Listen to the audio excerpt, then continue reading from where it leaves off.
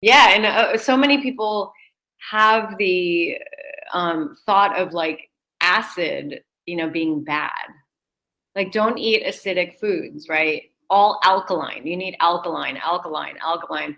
The whole alkaline food movement. And I'm like, no, actually, some of the best parts of your body are actually very acidic. Yes. The womb, your vagina, the gut, it's your mouth, it's your stomach, it's your armpits, right? It's all acidic. Your eyeballs. Eyeballs, yeah. Yeah, and then people want, do all these alkalizing things, and they're wondering why it's not, or it's temporarily working, Yeah, but not long standing. right. And if you understand that there's different compartments in the body that have different pH requirements because they have different use, like why would you have pH the way it is? Well, because it has to control the milieu of the different microorganisms that live there, and those are the ones that like that, or your acid mantle of your skin likes a certain type of bacterial host, and Hmm. that's what keeps the skin protected.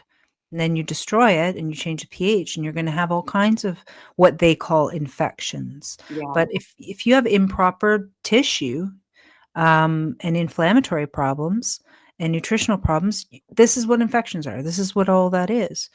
And so it's we're learning. I think we're getting there. I think we get through a lot of fads, the alkalizing fad or drink alkalizing water. Hmm. I've measured the pH in the gut personally, and it's pretty darn acidic. So there's the thing in naturopathic college where you actually swallow a pH meter capsule on a Oh, string, on a string.